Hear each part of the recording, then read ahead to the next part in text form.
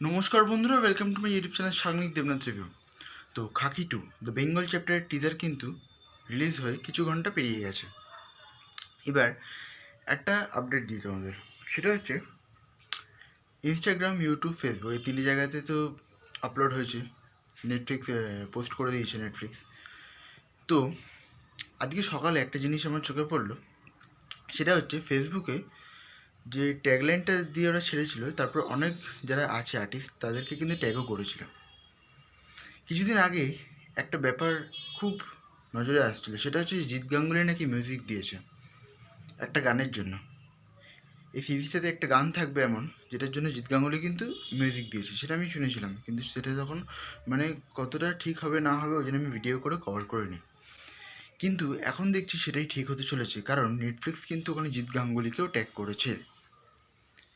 সেটা কিন্তু আমি দেখে একটু অবাকই হলাম, কেন কি অনেক দিন পরে কিন্তু আবার জিৎ গাঙ্গুলি একসঙ্গে আসছে। আমরা কিন্তু জানি এদের রোম্যান্টিক গান বলো বা এমনি যত গান আছে ততগুলো কিন্তু বেশ ভালো। তো এবারে দেখার যে এবারে কেমন হয়, কেন কি জিৎ গাঙ্গুলি কিন্তু অনেক দিন পরে আবার আসছে। এবার রোম্যান্টিক গান হলে তো কোনো কথাই নেই, ঠিক আছে, ওটা ট্রেন্ডিং থাকবে সবসময়। একটা ভালো গান দরকার, সবাই চাইছে যারা ভালো গান হোক, এটাই আশা রাখবো। এবার দেখা যাক কেমন হয়। তো যত টাইম আসবে তত আমরা কিছু এক্সক্লুসিভ আরও আপডেট আমরা পাবো। তো আজকের মতো পর্যন্তই, আবার দেখা হয় পরবর্তীতে। তখন ভালো থাকুন, সুস্থ থাকুন, থ্যাংক ইউ।